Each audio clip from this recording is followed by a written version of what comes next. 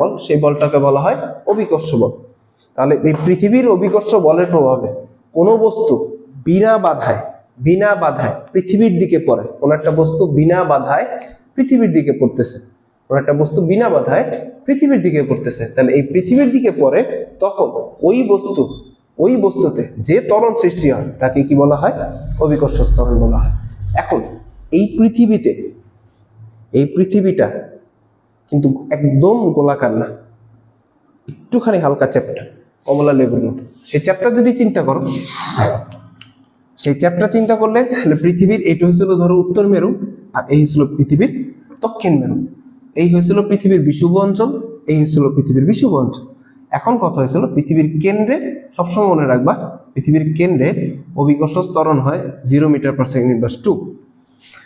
এখন মেরু অঞ্চলে, অর্থাৎ এই মেরু অঞ্চলে, উত্তর মেরু আর দক্ষিণ মেরু অঞ্চলে যে অভিকর্ষ ত্বরণটা আছে সেটা ছিল সবচেয়ে বেশি, অর্থাৎ যেদিকে দূরত্ব কম সেদিকে অভিকর্ষ ত্বরণের মান বেশি। এইখান থেকে মেরুর দিকে, যদি তুমি মেরুর দিকে চিন্তা করো, তাহলে পৃথিবীর মেরুর দিকে অভিকর্ষ ত্বরণের মান সবচেয়ে বেশি থাকে, কারণ তাদের ভিতরে দূরত্ব কম থাকে। দূরত্ব কম থাকার কারণে তাদের অভিকর্ষ ত্বরণের মান বেশি।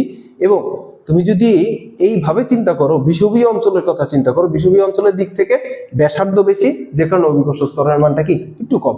তাহলে মেরু অঞ্চলে অভিকর্ষ ত্বরণের মান বেশি, সেটা ছিল 9.832 মিটার/সেকেন্ড/2, এবং বিষুবীয় অঞ্চলে এই ত্বরণের মানটা একটু কম, কারণ ব্যাসার্ধ বেশি, 9.780 মিটার/সেকেন্ড/2। তুমি যদি এটা গড় করো, তাহলে গড় করলে গড় বা আদর্শ মান, যেটা দিয়ে আমরা অঙ্ক করি, অর্থাৎ আমরা যে অঙ্কটা যেই মানটা দিয়ে করি পৃথিবীর, সেই মানটাকে বলা হয় 9.8 মিটার/সেকেন্ড/2। তাহলে এই হয়েছিল তোমার অভিকর্ষ ত্বরণের মান।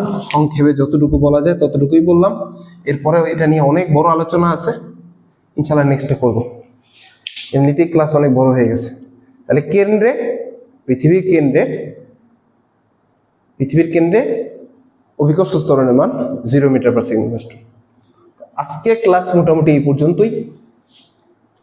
আশা করি প্রত্যেকেই বুঝতে পারছো। তারপরেও যদি না বুঝো, ভাইকে বলবা, ভাই ইনশাল্লাহ দরকার হইলে এটা নিয়ে আরো একটা ভিডিও বানাবো, তোমাদের এইটা নিয়ে দরকার হলে আর একটা ভিডিও বানাবো। এখন আমাদের নেক্সট ভিডিওতে কি থাকবে? আমরা নেক্সট ভিডিওতে ইনশাল্লাহ আমাদের যে বাকি অংশ আছে সেই বাকি অংশটা করব।